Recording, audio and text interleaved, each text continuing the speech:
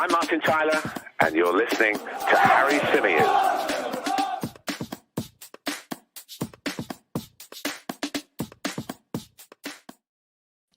Hey everybody, how's it going? Welcome back to another live episode of the Chronicles of a Gooner, the Arsenal podcast, part of course, the 90 Min Football family. And I'm delighted to say that I'm joined by two brilliant guests, two people that I don't think we've podcasted with all together for quite some time.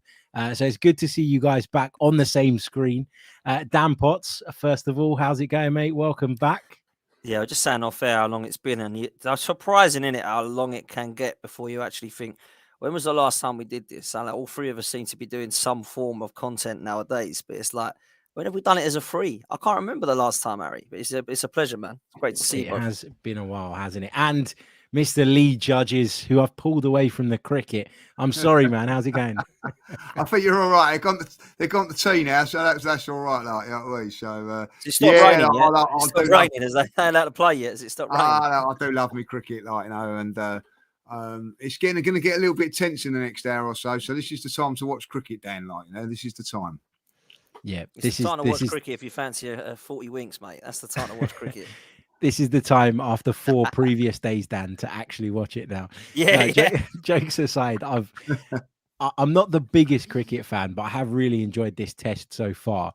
But I just find it bonkers, right, that a game can ultimately be decided by the rain.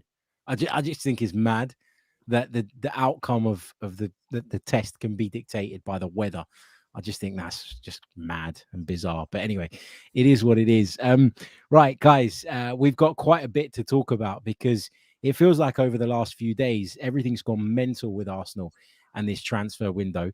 I put out a tweet earlier on today saying I couldn't believe that so many Arsenal fans were sort of sitting there moaning and saying we weren't proactive and we weren't trying to do business. We're in talks for 5 or 6 players at this moment in time, and we're only a week into the window. So, I mean, first of all, Dan, what do you make of what Arsenal are rumoured or reported to be doing at the moment overall as kind of like the wider picture? Satisfied? I know we need to get the deals done, but how's it looking for you?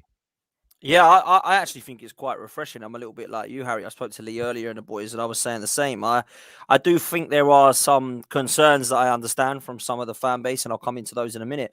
But if you look at Arsenal's previous windows, we've always done business pretty late up until recently. It's always been, particularly under Arsene Wenger and Emery, 3-4 weeks goes, window opens, nothing happens. 2 weeks left, and then boom, we get a couple of last-minute signings. It looks now like we've actually got some form of a refreshing window of some names being mentioned early doors. Now, I understand we haven't got any of those over the line yet, but you don't get bids accepted straight away and then the player comes the next day. That's just not how it works. Having said that, I do get incredibly frustrating when we have a price set for somebody and then we're still trying to give them Big Mac and chips if you let us have a little bit more or less off of it. Do you know what I mean? It gets frustrating for me. I'd rather just go in and say, look, you want this, get the player in, let's move on to the next one. Having said that, I don't do transfers for a living. Maybe it ain't that easy. Maybe it's just the way that it is. You have to go in with a bid first and then creep up to near enough what they're asking for. Both those bids were going to get rejected in terms of Rice, and I know we're going to get into that as far as I'm concerned. But overall, Harry, the names we're mentioned, the names we're linked with, they would all be good additions. Now, we're linked with centre midfield, which is an area we need. We're linked with centre back, which is an area we need. The centre back looks to be able to cover the right back situation as well, which has been a problem due to Tomiyasu's injury, and also reports of a winger, and we need that to obviously look to get in Saka some rest for once in his life, and Havertz as well, a position we need. So I'm looking at this at the moment thinking, okay, at least they're the right areas that we're linked with. Do you remember like years ago when, particularly Arsene Wenger's reign, we would be linked with a left back when we had no centre forward, or we'd have a massive gap at the back. There's no Vieira or Campbell replacement, and we're still buying wingers. Do you know what I mean? It used to get frustrating for me. So, yeah, man, it's refreshing for once. Lee, what about you in terms of the overall picture of how this window looks like it could potentially shape up? We'll talk about Rice specifically in a minute, but in terms of the names we've been linked with and the fact that we do seem to have our finger in a few pies at this moment in time, are you quite pleased by that? Of course, you know what I mean. Like I'm very pleased with that. That we're being linked, but we've been linked with players before and not got them over the line. That's, I think, what the worry, and I think that's why Arsenal fans are a little bit nervous about it. I look at it on two fronts. My biggest, I say like biggest concern, my worry is I'm not really worried about Declan Rice. I'm going to be honest, because I've heard it on good authority that he's only said that he wants to go to Arsenal. So if he is true to his word and he's going to only go to Arsenal, it don't matter what other teams bid, really. You know, it's about Arsenal getting the best deal that they possibly can. And on the other side of it, West Ham as well. You know, let's not forget that they're not going to. You know, I put myself in the position of, like, if it was, say, Saka and everything like that, and say if I don't know, you know, God forbid, a Manchester City are asking for Saka and they're saying that they'll give us 100 million, we'd be going, oh, come on, you know what I mean? Let's play the game, let's be fair. So I think it's going to be that bet. I think 100 million is a fair deal for Declan Rice. So if they can get to that, but if they can get it for a little bit under, then fair play to them, like, you know. One thing that does worry me, I spoke about this earlier with Dan as well, like, you know, is the £70 million bid for Caicedo in January, and then 4 or 5 months later, not going back for him again, like, or not seeming interested. That worries me a little bit. Why was you prepared to spend 70 million 5-6 months ago and then not again? I look back at Liverpool when Liverpool were in the same sort of position as us, and they went for Van Dijk, couldn't get him in the summer, but then they went and got him in the January, like, you know. So it seemed like a little bit more structured, and I don't know if that's what Arsenal have got to do. I think there's a little bit of pressure on Edu and Arteta to get some big ones over the line, because we've always had in the background, oh, well, it's not Champions League football, it's not this, it's not that. There's no excuses no more. Like, if I'll be honest, we've got Champions League football. We've obviously got the funds, so go out and get the deals done. But I think patience has got to be there, even though I can see it, why people are getting nervous. I'm a little bit nervous myself, because I think once we get the one over the line, say if it is Declan Rice, so I think if we got Declan Rice over the line, my feeling is then, like, if we went for Havertz and other players, it wouldn't be so negative. Do you know what I'm saying? I think there's a few negative things about Havertz, and I get why, because we're not getting the main ones we need. We really need to strengthen that midfield up big time. And also, you're hearing that, you know, Xhaka looks like he's going on, Partey maybe now. Then you start worrying, well, okay, you bring in two, we're still in the same position as we was last season, where we've not got enough. And that is what I don't want to go into next season with not enough. And one of the big things, and I had a couple of Spurs mates saying to me the other day, when we play Spurs on that Sunday, either on the Tuesday or Wednesday, is our first Champions League game. So, like, you know, you don't want to be going into that, swapping around things. And, you know, I want us to be ready to hit both competitions, Harry.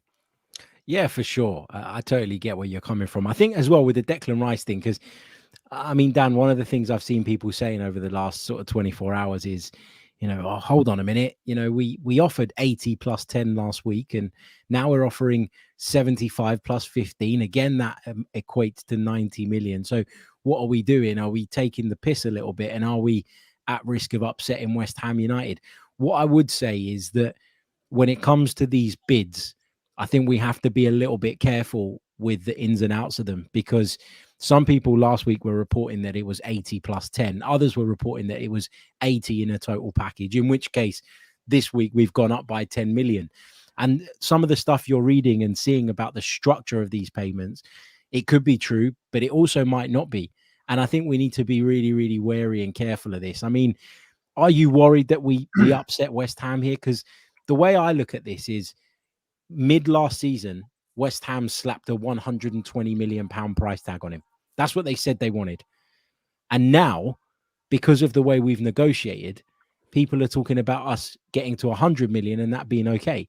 So all these steps before, they're not necessarily pointless if it means that you save £20 million on what West Ham were asking for in the past. Yeah, I do think there's a potential for this to get a little bit silly, if I'm honest with you, though. I don't know anything for fact. We only know what we read, don't we? And they're saying 100 million is what they potentially want. The other summer, you've mentioned it, 120 million. They're going to want 100 million plus some add-on fee to take it up to whatever it be that they see it. And I think we're trying to get it as cheap as possible. Now, I understand that you want to try and get your transfers as cheap as possible. The the reason it doesn't surprise me, the reason it doesn't worry me, should I say, that if we affect business with West Ham, is because the player wants to come. If the player didn't want to come, then West Ham could rightly say, "Mate, see you later. Just don't bid again. Later, we'll we're going to keep him." But he wants to go, so we believe he wants to go anyway. Now, if it doesn't turn out, West Ham fans will say, "It don't matter if he don't go to Arsenal. He's happy to stay at West Ham for another 2 seasons." Of course he is, but he actually does want to go. Like, if he had the choice, he'd rather go. So I think we can get this guy. I do wonder why we're trying to do this and why we're trying to scrimp and save for £10 million. If you want the player that much, you want him in the door now, not in a few weeks' time. My worry as well is that, is there going to be another club that comes and bids? Do the Qataris take over United tomorrow and they go, there's 120 up front, he's coming to Man United? The Manchester City come in and go, we heard you fancy Calvin Phillips swap, there's 100 million and you can have Calvin Phillips go the other way. West Ham aren't going to go, no, sorry, he's going to Arsenal. They're going to go, sorry, Declan, we've got more money for you here. We're going to reject the Arsenal ones. You're going to have to choose up to what Manchester club you want now. That could happen in the next couple of weeks if we're going to play silly buggers. So we need to just get this guy over the line.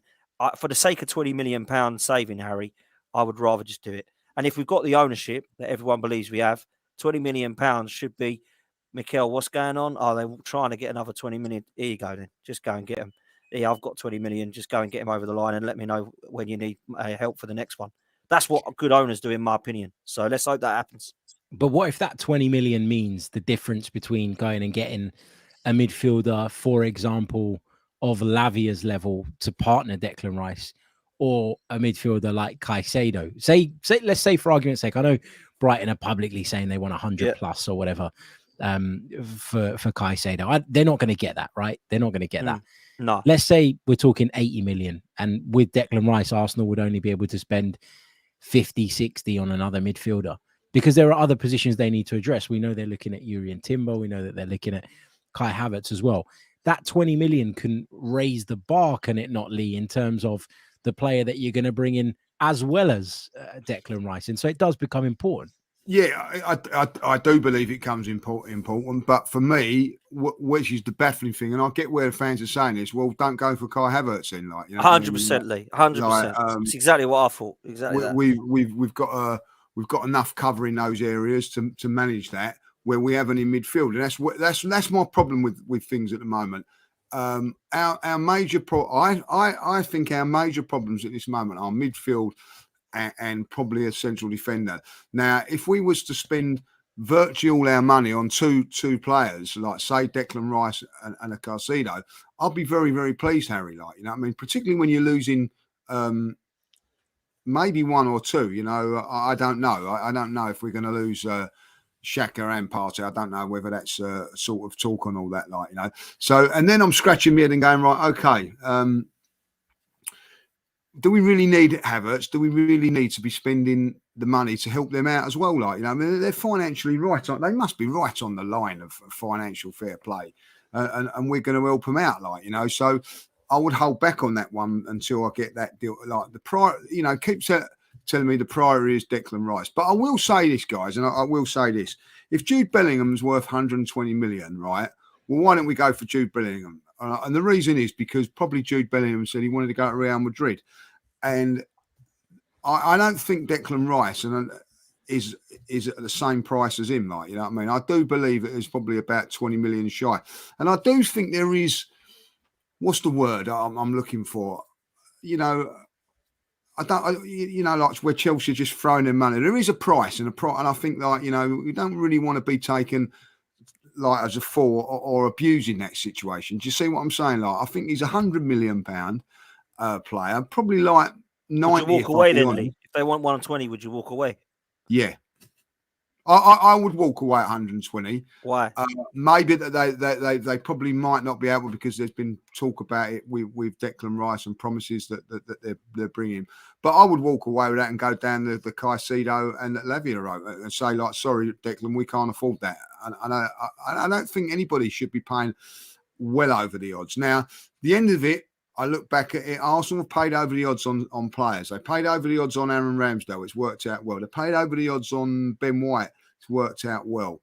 So, and also we've picked up a few bargains along the way as well, So I don't know, but I think 120 million, particularly if West Ham know that he wants to go to to Arsenal. I think it may come down to a chat, not between Arsenal and West Ham. It'll be a chat between Declan Rice and West Ham and see how that goes. Because I think if I'm Declan Rice, I'm gonna go into that meeting and go, do you know what? I've stayed loyal for this club for a while now. I think you're going a little bit too much asking for 120. I don't know, but maybe that will be a discussion. I don't think it's going to be a simple transfer now. I do think it's going to be a little bit one of these drawn out ones, but somewhere along the line, either Arsenal or West Ham have got to give. Yeah, 100%. I think that you're right. 120 million would be too much for me as well. I wouldn't pay that for him. I'm skeptical about paying 100 because I think Declan Rice is a good midfield player, but I do think he's still got a long way to go. For example, you compared him there to Jude Bellingham, not in terms of them being the same standard, but in terms of being in that kind of price bracket. Jude Bellingham has got so much more to give. Like, you look at his age, you look at the potential. There is a much higher ceiling with Jude Bellingham. I look at Jude Bellingham and think he could be the best central midfielder in world football at some point. I'm not that convinced that Declan Rice could be that. I think he can improve and he can get better and he can help Arsenal a lot. But I still think there are question marks about certain parts of his game. And those parts of his game maybe don't come under the microscope as much at West Ham as they will at Arsenal. And I think, there's still a little bit of an element of risk to this. So to go beyond 100 to 120 for me is crazy. I think you're right, though, when it comes to Declan Rice maybe having to push this from his side, because it all seems very amicable at the moment between him and West Ham. West Ham came out after the Conference League final, which I thought was a weird move, and said, we're going to let him go, almost instantly weakening their negotiation position. And if you read a report that came from Jacob Steinberg a few hours ago, he said that actually Arsenal, in sort of initial conversations, had it indicated to them that this deal could be done for around about 80 million, which is why they started where they started and now find themselves having to creep up a little bit. I mean, Dan, what would be the max for you that you would spend on Declan Rice? Because I got the feeling there that you'd still be tempted to do it at that kind of money. I would be. I disagree with both of you. I think for the sake of £20 million, if it gets the plan A target that the manager wants, then I think it's worth £20 million. And if it is potential, this is how I think it should work. Maybe it doesn't work like this, but I think the owners should be working together with Arteta and Edu on this and saying, right, 100 million for Rice. Yeah, guess what, Josh? It's gone up to 120 now. Can we go to 120 million here? Yeah, of course you can. Not owners that go, oh, no, I won't be giving you that because you still want to get the X, Y, and Z, and that 20 million is going to put us over. That 20 million could win us the league. I don't care about trying to save 20 million. What if it's not just down to the owner? So what if it's worked like this? And I'm not saying that I know it's worked like this, but just, as an example, what if KSE have said to Arteta and Edu, guys, we've run the numbers, we've crunched the numbers, and we've come up with a possible spend of up to X amount of money over the course of this summer. Now you do what you see fit with it because we trust you and you've done a brilliant job so far. So here you go. You use it as you please. And then what if Arsenal are looking at it and going, well, we like Declan Rice, and I'm talking about Arteta and Edu here, but do we like him enough to blow such a significant portion of our transfer budget, therefore handicapping us in going out to bring in someone else? Like that, it could work like that too, couldn't it? It could do, but I still think that comes down to the ownership because they're the ones who've set the fund amount. So they're the ones that have said, we believe we'll give you 300. Let's just say 300 million. If the players we're linked with, it ain't going to be 150 million. It's going to be nearly double that. Let's say they've got the 300 million figure and we go, right, the 300 million is getting to get us this. However, the players that we want are now going to be 320. If the owners say, well, sorry, one of them's going to have to go, I would say the ownership are not really ambitious enough to give the Arteta and Edu regime what they need to go and win the league. So I would be looking towards the ownership then, not Edu and Arteta, is what I'm getting at. So for me, this summer is going to tell us, actually, do you know what? The summer and the whole season is going to tell us where we're at as a club. This is a huge season for Arsenal Football Club. It's a massive summer to know, are we ambitious enough to allow that window to shut and us to go, right, is that squad good enough for Man City to beat Man City? If it ain't good enough to compete or beat with Man City, then I'm coming for the ownership. If the side is good, then it's over to Mikel Arteta to prove why he's good enough and why we've given him enough resources to go win the league. So somebody at the end of the season is going to have a lot of answering to do for me. Now, hopefully, we're all happy and Kroenkes are great and Arteta's great and we've won the league and it's fantastic. That's, of course, all we want.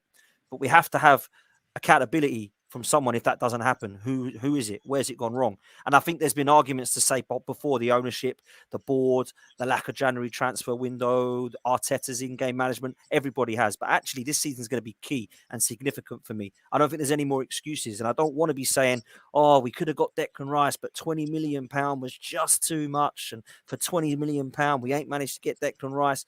I'd rather go and get the players that we want. And if we have to pay a little bit over the top with it, then let's so be it. If that's who you want. If Arteta doesn't really want Rice and says, you know what, I want Rice or Caicedo, and I don't really care what one it is. So if one of them's too much and out of our league, then I'm calm. As long as we get Caicedo instead of Rice, it's cool, and then we can afford the rest. If that's what we're saying, then that's cool. But I don't think we are. I think we're saying Declan Rice, he's the only one I can see that we're bidding for at the moment, along with the likes of Havertz, putting in offers for Gundogan. There looks today like there's been an offer for Timber. Looks like we want these players. So we need to go and get this, man. We're honestly, the ownership needs to properly go, what do you need? Because we've got to go and win a title and a Champions League and where we want to be now. There's no more project, Harry. There's no more process. No more trust this process for another 5 years. We're here, mate. We're here right now in this window. And I want to get a team good enough to go and win the league, mate. Yeah, of course. I think we all want that. We all want to see the team push on and go on and achieve what we kind of dreamed of achieving last season. For me, 100 million is the ceiling on this. You know, if you're talking 4 or 5 million over that just to get it done, then because we've put time into it and because of the kind of embarrassment that would come with failing to land Declan Rice at this point, fine. It would be embarrassing, wouldn't it, if we don't get this done? How embarrassing again? Well, it depends how stupid the price gets. And I'll bring Lee in on this because it depends how stupid the price gets. If they pump the price up to 120 and we decide to walk away, I don't think that's embarrassing. I think it's embarrassing if we're at 90 and they're asking for 100 and we don't do it. It depends how big the gap is that needs bridging.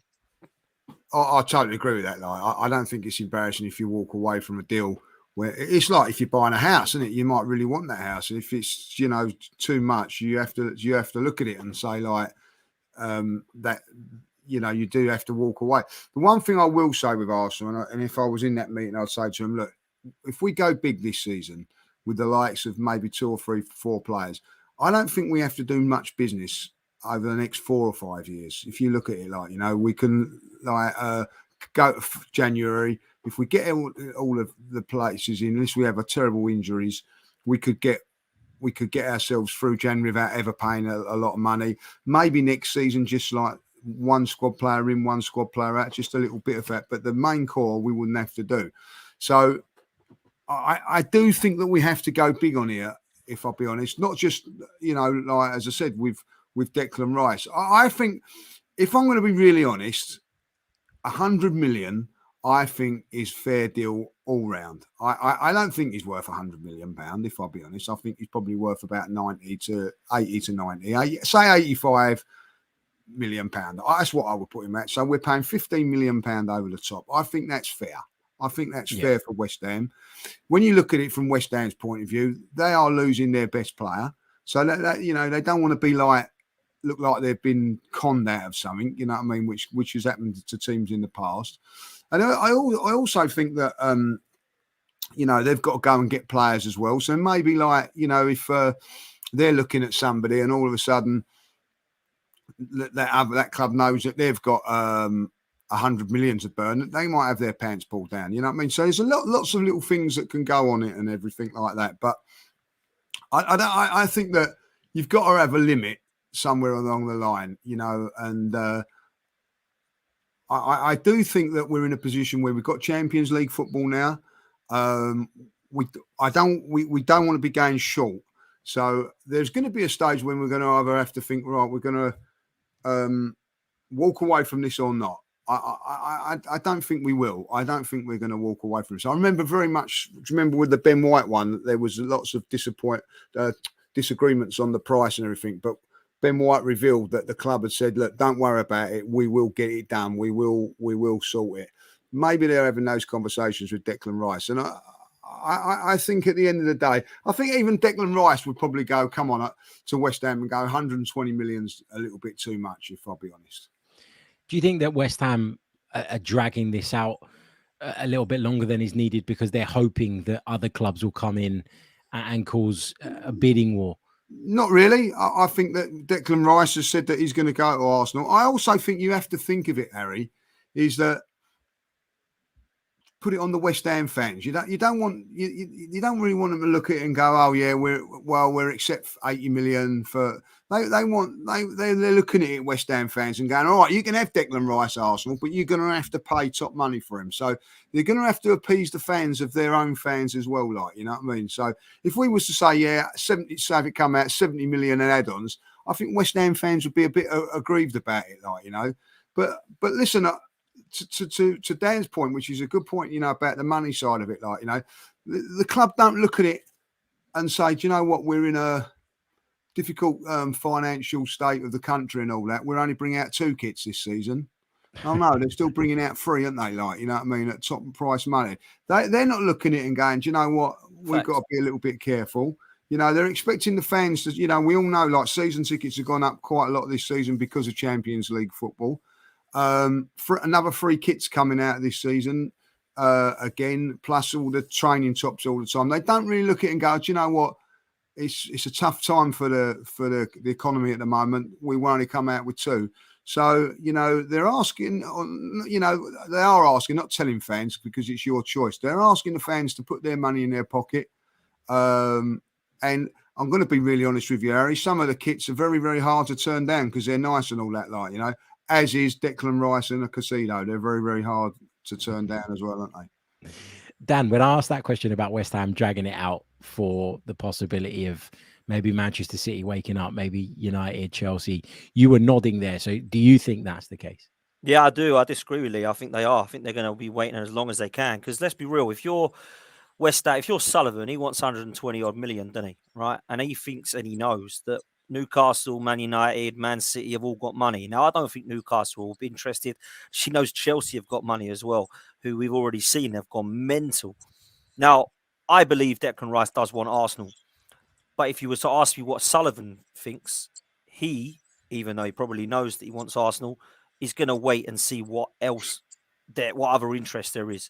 Now, Bayern Munich were interested. Doesn't look like they're going to put up the money that they want. They seem to be cooling a bit now. And it would suggest to me that there's been some form of agreement here with Arsenal and then we just try to decide a price. Now, I happen to think we will get Declan Rice for around about 100 million with maybe some form of add-ons with on top of that. But I believe from what we hear, the add-ons were ridiculous. It was like, if we win the Champions League, he's going to get some money. Or if we do a double, he's going to get the money. Like, you can't do that. It's got to be some form of appearance or if he does the X, Y, Z. So I think we will come to an agreement. But I do think West Ham are hoping that Manchester City can come in and potentially put a similar type of bid in. Man United as well, if their ownership gets sorted.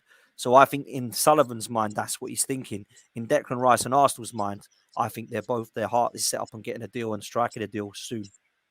Yeah, good stuff. Guys, we're going to take a very, very short pause and then we're going to work our way through some of your questions, get the guys' thoughts on the story today, linking Arsenal with Jurrien Timber. We'll talk a little bit about Kai Havertz as well. But if I could just ask you before we break off just for a couple of seconds, please do leave a like on the video. There's around about 700 of you with us live right now, which is pretty cool. But we're nowhere near that in terms of likes. So please do leave a like, subscribe, all the rest of it.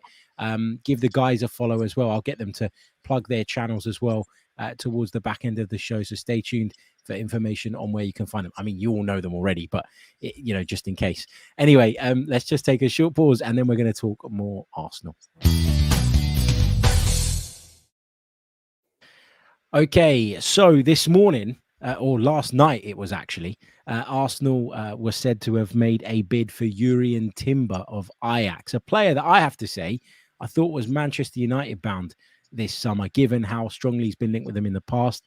Pretty sure he was at the FA Cup final as well, watching it. And that sort of added to the speculation around a potential move to United. Dan, this came out of nowhere, didn't it? The ITKs definitely didn't catch wind of this one. Nah, man, this was a little bit like the Matt Ryan signing from Arsenal and like the Callum Chambers leaving to a Villa. Do you remember it? Just happened. Hopefully it's not like those signings. But well, yeah, you know what I mean. Hopefully it's better than those. But yeah, in terms of that coming out of nowhere, I was more meaning. But I do feel that this is a really good signing. Now, I'm not going to sit there and pretend that I watch him every week. But from what I see and hear, I only hear good things. I hear the only negatives is that maybe in the air he's not great, and he's about 5'10", I think, something like that. So he's not exactly the tallest, but on the ball, really, really comfortable. And he's the right, as I was saying earlier, Harry, the right position for us. He can play right centre back and right back. So for me, I thought it was going to be Mark Guehi because that's the guy that kept being mentioned. Perhaps they're looking at this guy as a cheaper option and somebody who they think can play in multiple positions. Although I do think Guehi probably could. I think this would be a really good signing, man. And like you say, Ornstein pops up with it. No one really knew it was coming. And I know that Manchester United actually had a bid rejected for this guy, I believe, and also tried to get him in the summer and it didn't happen. So I think everybody now that's in our Ajax shirt believes they're going to Man United because of Ten Hag. But actually, when you look at it, this guy, it looks like we can get this deal done. I don't know if you know more than me, but from what the reports were suggesting is that the 30 million bid that we were going to be looking at doing was nowhere near what they want, and they want closer to 50. So that's probably Mark Guehi money is around between 30 to 50 as well. So it depends what kind of position you're looking at and who you think's better out the two. But it looks like we really want this guy. So I would be good with it. I'd be good with this one.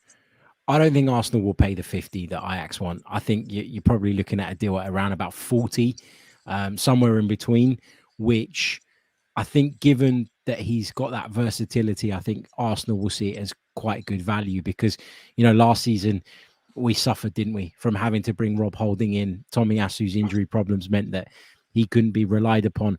If you could bring Timber in either at right back and push White inside, or you put Timber at centre back, then obviously that's a big upgrade. And I think, what I like about Mikel Arteta, and I don't know if you agree with this, Lee, is that he's become, over the last year, 18 months especially, really ruthless.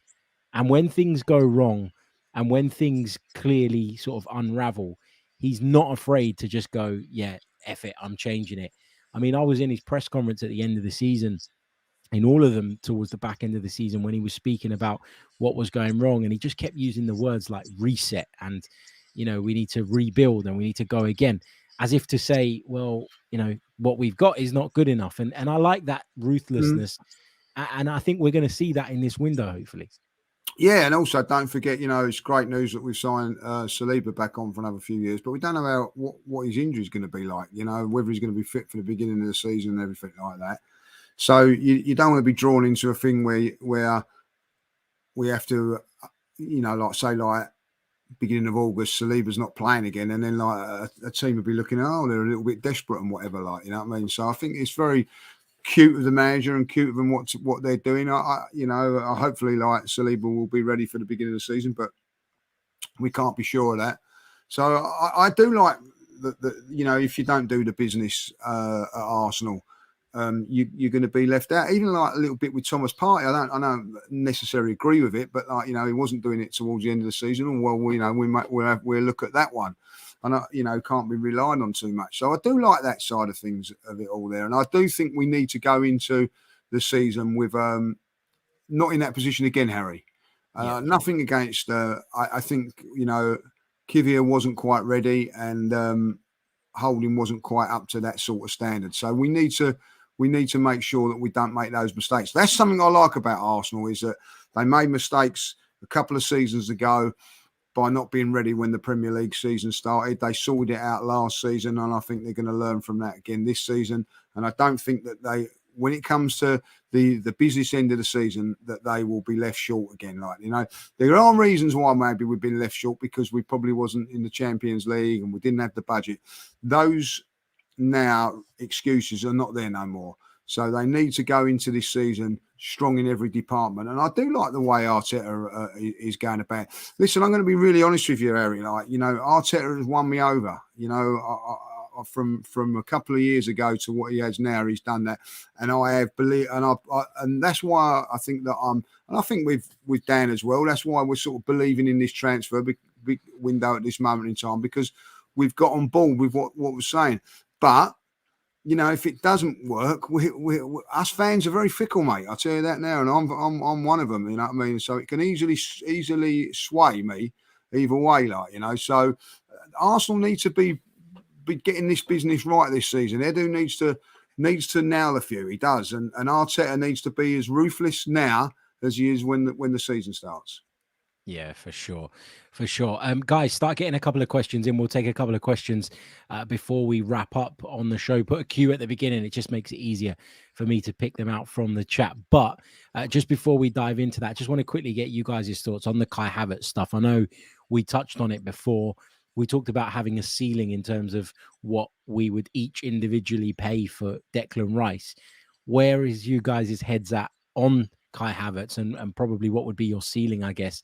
Because for me, we're getting to the kind of £60 million mark is a little bit uncomfortable for me, although I think the signing works. But I'm interested to get you guys' thoughts. Dan, I'll let you kick off on this one. Yeah, I was shocked when we were linked with him. I can't lie. It come out of nowhere, didn't it? It was a real strange one. And you get links before and you think, well, that one's not happening. I actually looked at that and thought, I can't see that. But actually, I can see it now. And it looks like the player wants to come. From the rumours I hear, it's like 50 million add-ons to 60 million. That's the rumour. That's a lot of money for a player who's not been Premier League proven. It's a risk. I don't quite know where his position is, Harry. I don't see him as a centre forward. I don't see him as a winger. I think he's probably a 10 or an attacking 8. I don't see him being a first team player, but at the same time, I don't really think Arsenal at this stage of their season should be having a first 11 and a second 11. So I think that sort of signing would be one that comes in and around the squad. I do think it's like more of an Ødegaard replacement or to play alongside Ødegaard in some games. But I don't think that this guy is definitely going to absolutely kill it in an Arsenal shirt. Having said that, I'm going to give him a chance to prove that he can. I'm not going to write this signing off like we have before with Ramsdale's and Tomiyasu's and signings that people have just laughed at. Even to a certain degree, the Trossard and Jorginho ones that come in January and everyone said they'll be a waste. And both of them, to be fair, this season have proven important in certain games. So I'm going to give him a chance to prove that he is a good player because I do think there's a player in there. He's got good technical ability. I just don't think, Harry, I don't know what your thoughts are on this, that he uses his attributes to the best of his ability. So Kai Havertz, to me, should be doing a lot more with his aerial presence, should be doing a lot more of his strength, should have some form of presence where instead of just being a lump that's stuck up there. And I wonder if we can get something out of him there. One thing I will say as well is that Mikel Arteta has seen something in him, and so have Real Madrid, Bayern Munich, and even Man City were sniffing around him as well. So it's not like teams like Everton, West Ham, and Brighton are looking at Kai Havertz now. We're talking about, top clubs in Europe that have seen something in this guy. He scored, I think, 17 goals for Bayern Leverkusen in the number 10 or attacking 8 position. So perhaps Mikel Arteta believes they can get something out of him. I do think if they want him again, I honestly believe that if you want a player, I'm not one of these Arsenal accountants who says, oh, that's a bit steep. That's a bit steep.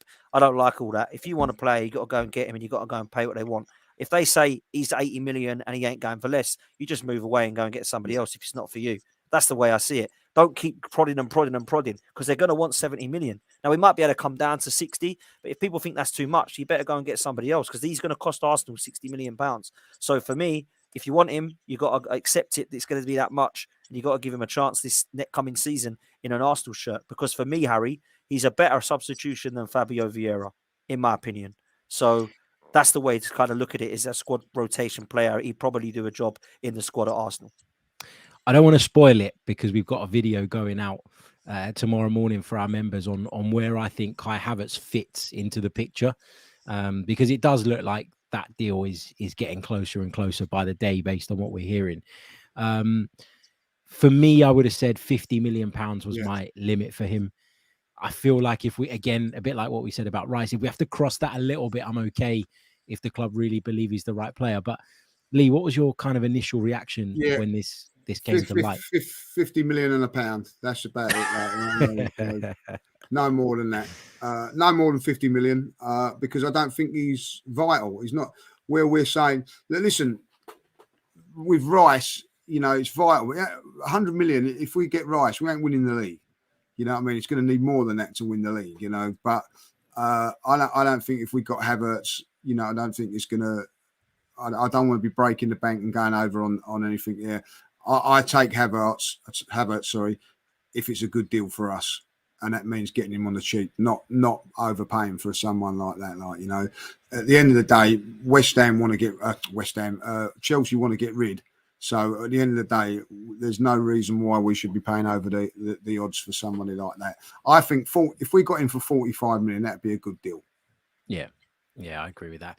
Let's just take a couple of questions and then we'll bid you all farewell. Just a quick reminder to leave a like on the video if you haven't done so already. There are loads of you with us live at the moment, over 800 now.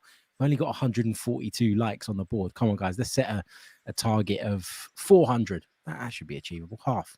Only takes half of you to press the like button. It doesn't cost a thing. Get involved. More than a wheelchair says, Lee, wouldn't Maddison make more sense than Havertz? And you could probably get them at around about a similar price right now. Yeah, it would do. I think that's a good call. But then you got to look at the player situation. I think he'd want to play more regular. You know, would want to be I think with Havertz, I think he's going to be more of a squad player. Where would you play Maddison if he's going to be playing like on a regular basis? That's what he might be thinking. Where if he goes to Newcastle or dare I say it, Spurs, he's going to get more game time. Don't forget all these conversations are going on. That's why we know that that Rice wants to come to Arsenal. So look, listen, for me it would be sound much better. I know Dan would like that as well. Like Absolutely. I'm a big Maddison fan, and also with Maddison, don't forget because he can play in a couple of different positions. He played for England on the wide the other day. I think he played in England's last game in that position. Played very, very well. So I would be willing to go down that route. Definitely, 100%. Dan, what's your stance on the whole Balogun thing at the moment? Chris Summers says, are you all encouraged by the fact talks are taking place this week in regards to Balogun? Do you think there's a place for him in the team? Because his stock is rising constantly, isn't it? And if I'm Eddie Nketiah now, I'm looking over my shoulder. Well, yeah, I certainly am if I'm Eddie Nketiah. Listen, I don't think Mikel Arteta wants to buy another centre forward. I really don't. I think Jesus is his number one. I don't think he's going to go and get a centre forward that replaces Jesus. Let's say an Osimhen. I know that's crazy money, but I'm just giving an example. I think that he will use Trossard, Eddie, and maybe even Balogun as the backups if Jesus wasn't fit. But I do think that Balogun wants first team football. I would like to see Balogun in England on loan just to prove that it isn't a farmers league over in France and it weren't a one-off fluke that he got his 30 goals because at Middlesbrough when he was on loan, he was really poor apparently. So I'd like to see him at maybe a side like Wolves or Palace to see what he can do in England. But I do think that he's probably going to be sold. Now, I don't know. The stance we've heard now is that he might not be and that he's going to be giving him a chance to get inside. I think with 4 competitions, he definitely get enough games, Harry. I really do. And I think that he, for me, would be the one that I'd be looking to push ahead of Eddie Nketiah.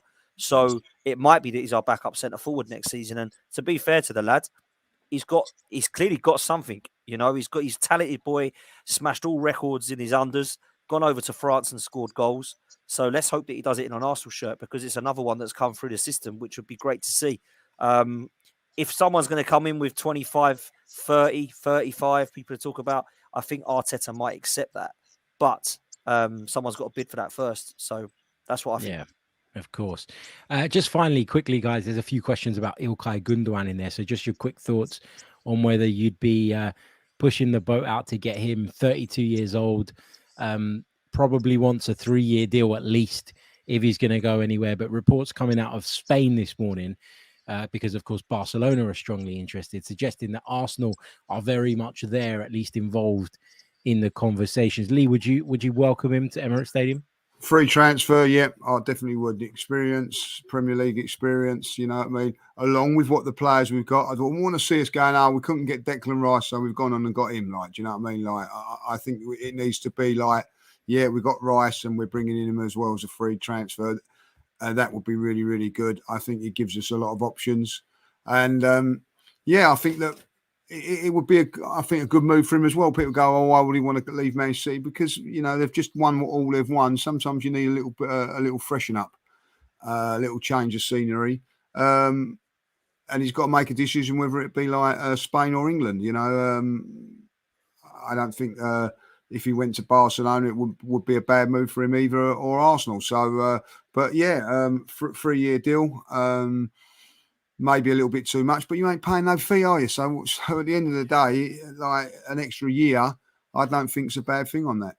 Yeah, it evens itself out, doesn't it? Yeah. Yeah. That's it, exactly. Guys, thank you so much for joining me. I know you're both super busy, so I really, really do appreciate it. First of all, Dan, tell people where they can find your channel, your brilliant content, and keep tabs with it all. Well, thanks a lot, man. I really appreciate both of you. You know that. Thanks for inviting me on. Make sure you do us a favor and smash a like on this one and subscribe if you're new to Chronicles, because Harry does a great job. Also, if you can come and follow myself, it's at Dan Arsenal 87. If you want to come and follow my content, it's Football's 12th Man podcast on YouTube. And I'm getting close to 10K, people. So I want to try and hit 10K in the summer. That would be amazing. And you'll also see me with Lee on AFTV and Lee Judges TV. Cheers, Harry. Make sure you get over there and give it a subscribe. Lee, where can people find you? Yeah, Lee Mark Judges on Instagram and of course on Twitter and of course Lee Judges TV. We're obviously we're just waiting at the moment. So when some breaking news comes, then we're going to jump on it, like, you know. But at this moment in time, we're waiting and all that, like, yeah. And I love this show as well. Love what you're doing, Harry, and keep doing what you're doing, my man. Like, you know. So and thanks for having us on. It was a very enjoyable 45 minutes. Thank you very much, sir. Thank you for joining us. And thank you to all of you, of course, in the live chat. Make sure you go over and subscribe to the guys. Give them a follow. All the rest of it. We'll be back tomorrow with some more Arsenal-related content. Until then, take care of yourselves. Go off and enjoy the rest of the cricket. See you all soon. Goodbye. I'm Martin Tyler, and you're listening to Harry Symeou.